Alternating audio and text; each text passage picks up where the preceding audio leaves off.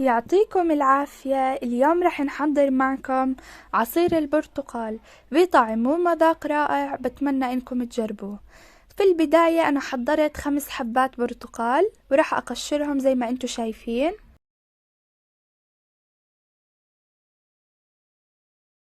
طبعا لازم نقشر القشرة البيضة عشان تعطي مرار للعصير.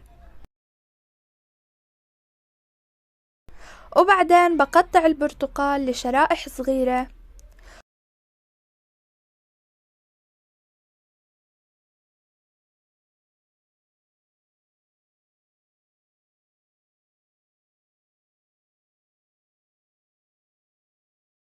وبعدين رح احط شرائح البرتقال في الخلاط الكهربائي.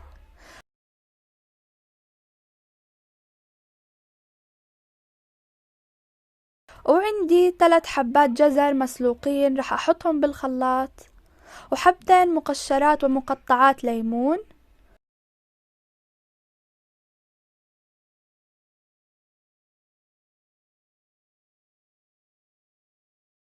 وبرضو عندي نصف كوب سكر و3 أكواب ماء.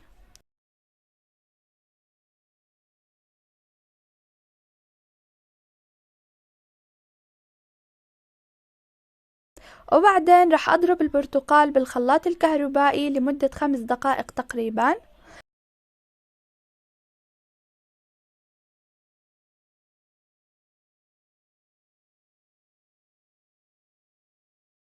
ولما نشوف العصير صار معنا زي ما انتو شايفين رح أطفي الخلاط عليه.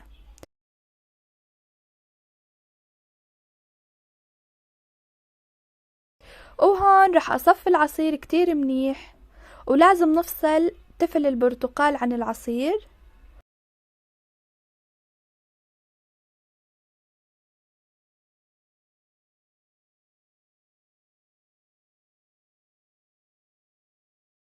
ورح نسكب العصير البرتقال في كاسات التقديم بعد ما يجهز معنا، وصحتين وهنا.